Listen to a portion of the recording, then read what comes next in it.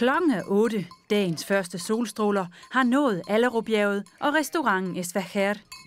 I 45 år har den ligget her, for enden af en smal, snoet landevej, omgivet af dagens ret. Antonia Muntaren har arbejdet her siden starten. I dag er hun 76, men arbejder stadig alle 6 åbningsdage fra 8 om morgenen til sent om aftenen. For det er hende, der tilbereder maden.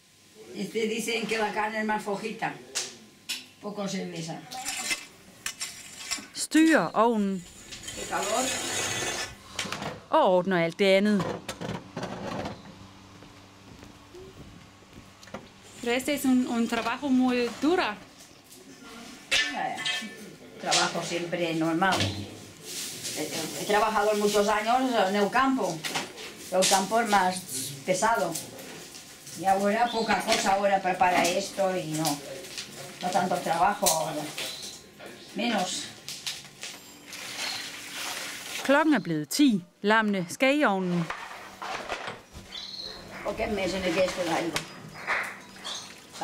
Godt 100 styk skal være klar til frokost.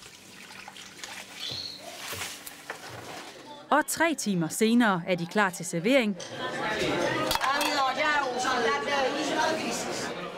Og restauranten er fuld. Men selv i en alder af 88 er der ingenting, der undgår ejerens blik. Lorenzo Mir var bonde til han som 44-årig ikke kunne få det til at løbe rundt. I stedet ryddede han stalden og åbnede restauranten.